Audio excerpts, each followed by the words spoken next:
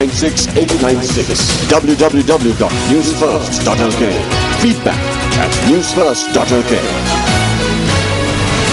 A very good evening and welcome to this Sunday's edition of Weekend Primetime News. I'm Arundhati Mudannaika. Tensions are still running high in Egypt following the ouster of President Mohamed Morsi. Demonstrations by supporters and opponents of Morsi have become commonplace, with numerous incidents of violence also being reported. The News First International Desk has been closely monitoring the unfolding situation in the volatile North African nation and will have more for us later on in the news. But before that, here's a look at the stories making headlines tonight.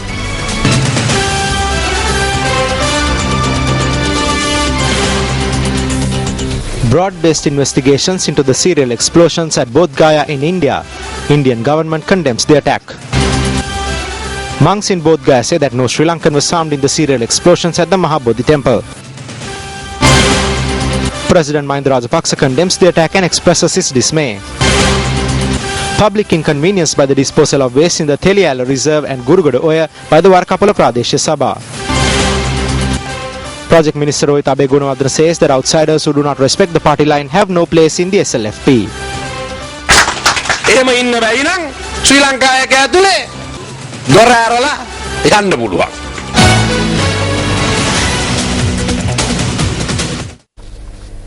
Now the story is in detail. Several serial explosions rocked the internationally renowned temple town of Bodh Gaya this morning, including 4 in the Mahabodhi temple complex, injuring 2 monks. Indian media reports said the monks were from Myanmar and Tibet. Indian media reports quoted the DIG of police for the Magadh range in Bihar province, Nair Hussain Khan, as saying that 4 blasts took place this morning inside the Mahabodhi temple complex. 3 occurred in the Karmapa monastery. He said that the blast took place between 5:30 and 5:58 a.m. The first blast took place on the left of the sacred Bodhi tree, where the Lord Buddha's footprints are located. The second blast site was the candle house, where the device was planted in an ambulance parked outside. The third explosion was outside the Animesh Lochan Chaitya. A 4th explosion occurred near the wall railing, that is the entry point for the monks.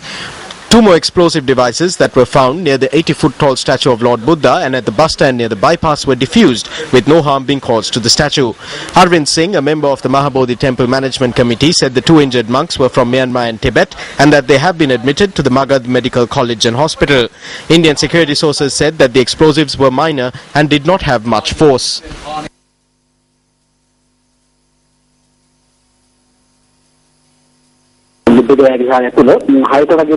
The bomb inside the Bodh Gaya temple exploded at around 6, then 2 more exploded. Afterwards, about 6 bombs went off in and around the temple. No damage was caused to the temple or the Sri Mahabodhi. 2 monks from Myanmar and Tibet sustained injuries to their legs. Then bombs went off near the Japanese temple and surrounding areas. We went close to the Japanese temple to see what had happened. 1 bomb went off, but they defused the other one. It did not explode. It was a miracle that it did not explode. There is no trouble at all at the moment. There are 5 monks from Sri Lanka here. No Sri Lankans were harmed at all.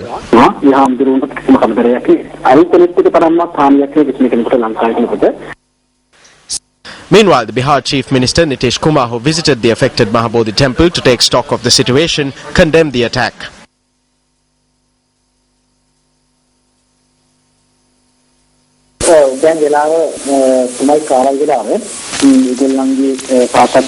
It was about 3:15 in the afternoon. They are talking about stepping up security around here, removing all the shops and increasing security at the Sri Mahabodhi as well.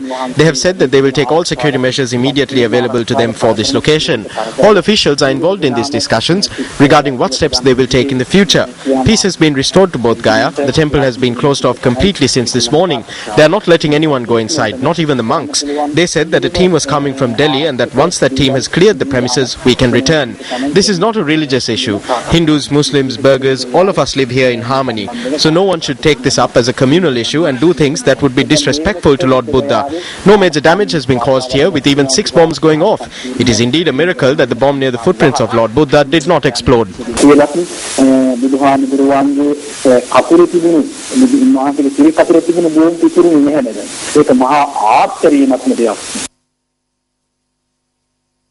Meanwhile, both Indian Prime Minister Dr. Manmohan Singh and President Pranab Mukherjee have condemned the terror strike in Bodh Gaya.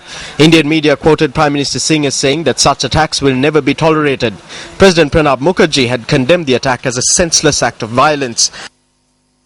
However, India's opposition, Bharatiya Janata Party and others, have accused the centre and Bihar governments of failing to avert the terror strike in spite of specific warnings received from intelligence agencies.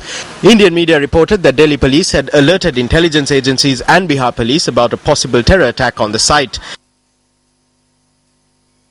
Meanwhile, soon after being informed of the incident, President Mahinda Rajapaksa had contacted monks residing at Bodh Gaya via telephone and had inquired into their well-being and the damage caused to the temple town as a result of the explosions.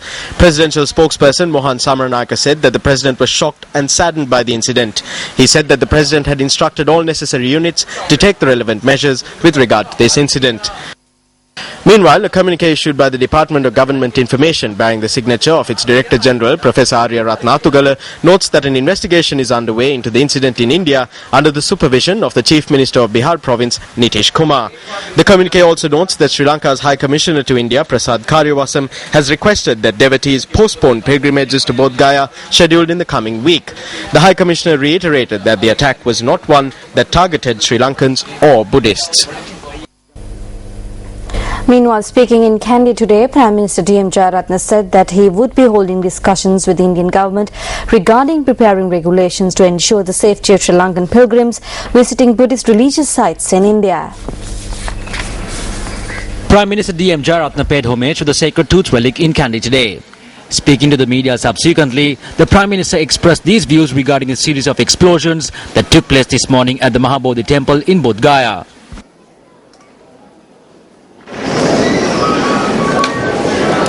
How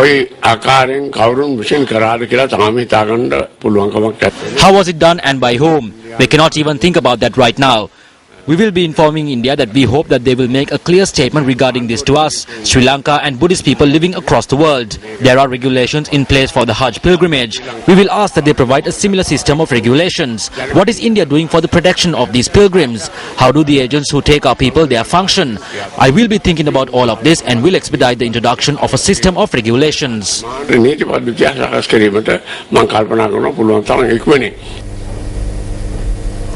Chairman of the Sri Lanka Mahabodhi Society, Venerable Banagala Upatissatthara, also commented on the incident.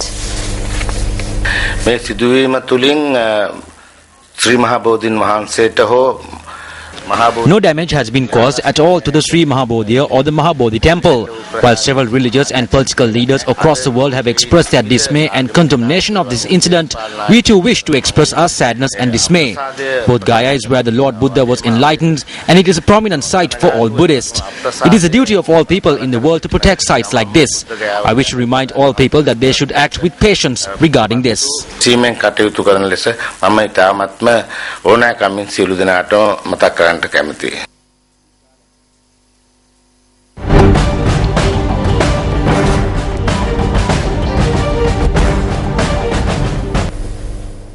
President Mahinda Rajapaksa paid homage to the sacred tooth relic in Kandy today. Religious observances were conducted by the chief prelate of the Askiri chapter of the Sim sect, the Most Venerable Udagama Sri Buddharaki III. President Rajapaksa also engaged in discussions with the devotees who had arrived to pay homage to the sacred tooth relic.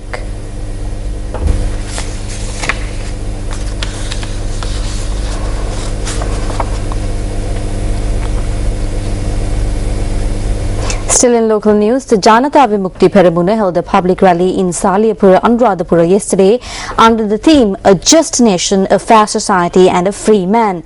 Speaking at the rally, JVP Politburo member, parliamentarian Andru Kumara Desanayake expressed the following views.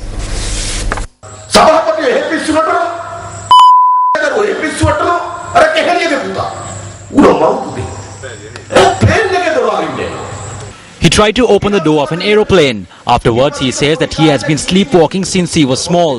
They think that the people of this country are fools. Did the father also fall off a two-story building in Australia because he was sleepwalking? Is this an inherited disease? Think about it. Discipline in the country has collapsed. There is no law in the country. There is no discipline. Is a country like this good for us?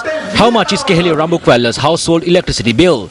The monthly household electricity bill is 122,444. Who pays for this? The government. When the electricity tariffs were increased for us, Keheli Rambukwala raised his hand in cabinet. It's okay for him to raise his hand because we are paying his electricity bill. Every month, 200,000 rupees of the taxpayers' money goes to pay one minister's electricity bill. The same applies for all the other ministers. Is this good? Shouldn't this be put to a stop?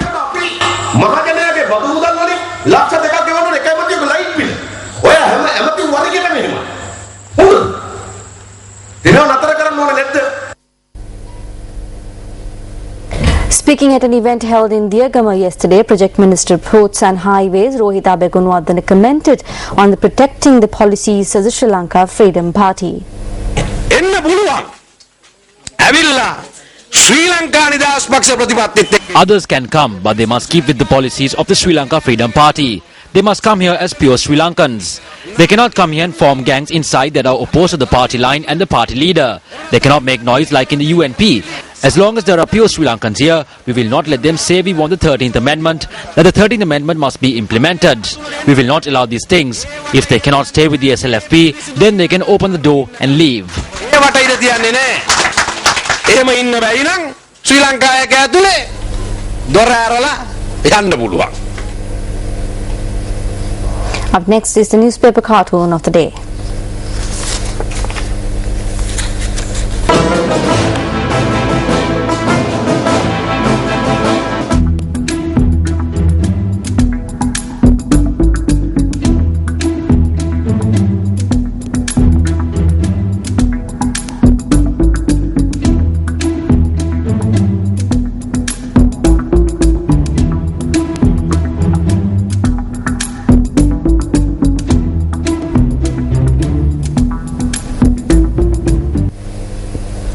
Senior Minister and Deputy Minister of Finance Dr. Sarath Amanugama says that in terms of achieving social development targets, Sri Lanka is ahead of developed nations. The minister expressed this view upon his return from a United Nations meeting on the Millennium Development Goals that was held in Geneva, Switzerland. I'm back from Geneva. I went for the UN conference on the Millennium Development Goals. As we all know, these goals were established by heads of state meeting in New York, and Sri Lanka is very well positioned because we have achieved many of those goals, and the very few that we have not achieved, we are well on our way.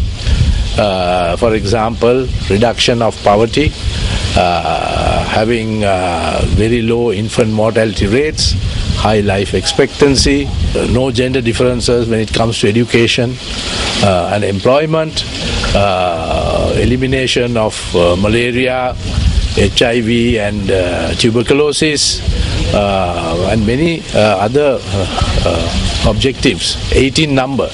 We score very highly, and I think it was a very good occasion for Sri Lanka to profile our social welfare activities and the progress we have made. I think all countries recognize that Sri Lanka has done very well in this field.